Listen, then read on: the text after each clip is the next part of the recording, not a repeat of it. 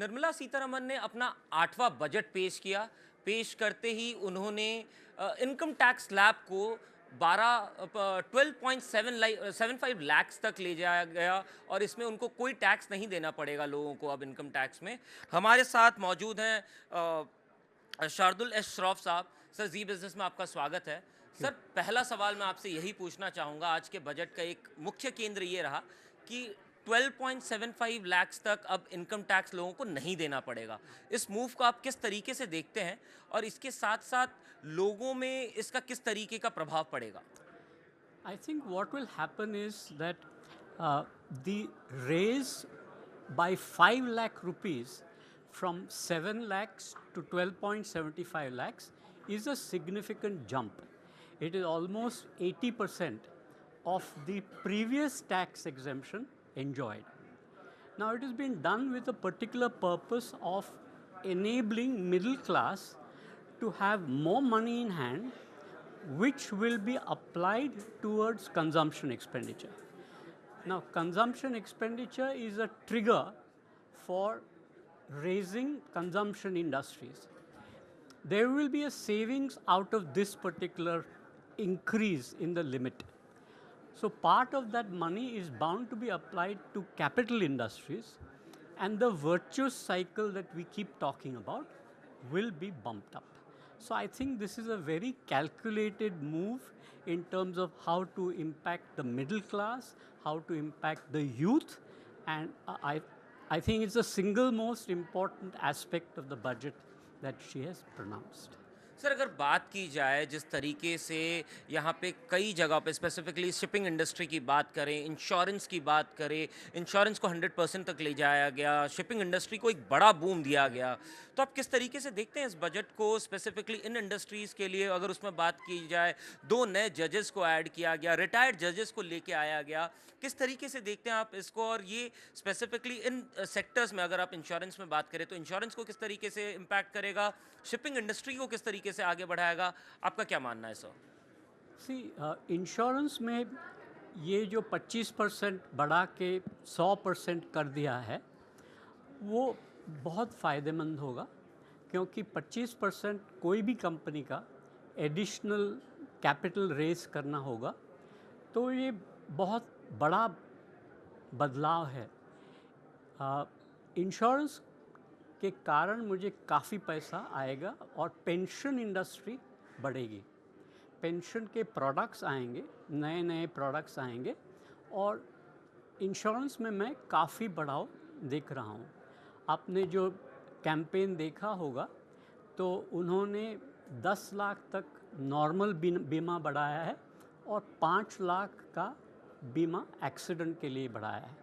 सो इसका इंडिकेशन था दिल्ली के बजट में कि कैसे बढ़ाएंगे।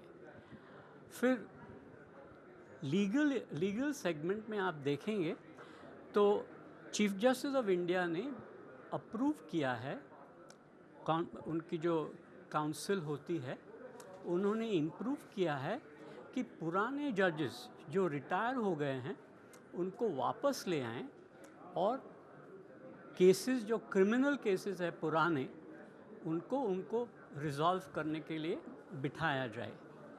तो ये भी लीगल अरियर्स जो भी केसेस बढ़ते जा रहे हैं, क्योंकि पर पर्सन जज स्टैटिक है और पीपल का प्रेशर इतना है कि केसेस तो बढ़ने ही है। सो इसलिए ये भी एक काफ़ी अच्छी स्थिति है, क्योंकि केस रिजेक्ट होने के बजाय will be dealt with in a proper way in the high courts and in the Supreme Court.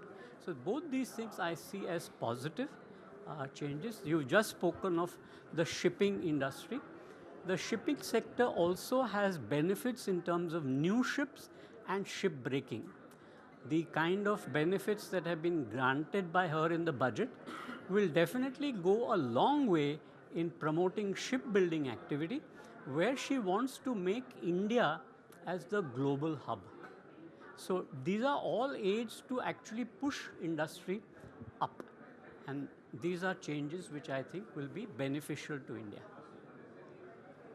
Sir अगर बात की जाए, ये तो शिपिंग इंडस्ट्री और इसकी बात होगी, अगर आप बात करें माइनिंग सेक्टर की स्पेसिफिकली, पहले 12 थे जिनको एग्जेम्प्ट किया गया था, जो कस्टम ड्यूटी है, बेसिक कस्टम ड्यूटी है, उससे एग्जेम्प्ट किया गया था। आज और उसमें एडिशंस हुए हैं, लिथियम आयन बैटरीज और उसके स्क्रैपिंग की भी रीवर्क की बात की जा रही है। उसको आप किस तरीके से देखते हैं, क्योंकि क्रिटिकल मिनरल्स जो हैं ये हमारे देश के लिए काफ़ी इम्पॉर्टेंट एसेट होंगे हमारे देश के लिए, और कहीं ना कहीं वहाँ पे एक कमी भी है जिसकी वजह से हम ये कर रहे हैं। हमने हाल ही में क्रिटिकल मिनरल मिशन को सैंक्शन होते देखा हमारे कैबिनेट से। इसको आप किस तरीके से देखते हैं? See, the consumption of smartphones and the use of lithium batteries is increasing and increasing by leaps and bounds. The iPhone has found roots in India, and the amount of phones with camera, with smart, smart devices are all going up. Now, by pushing 12 chemicals from the minor mineral chemicals into an exempt category, there will be an ability to recover in the waste product the product of whatever 12 chemicals that she has exempt. So this is a positive move in terms of recovery of recovery of basic 12 minerals, and which will go a long way in pushing manufacture of phones from India. जी, वजह से बात करने के लिए बहुत बहुत धन्यवाद। Thank you sir. Thank you.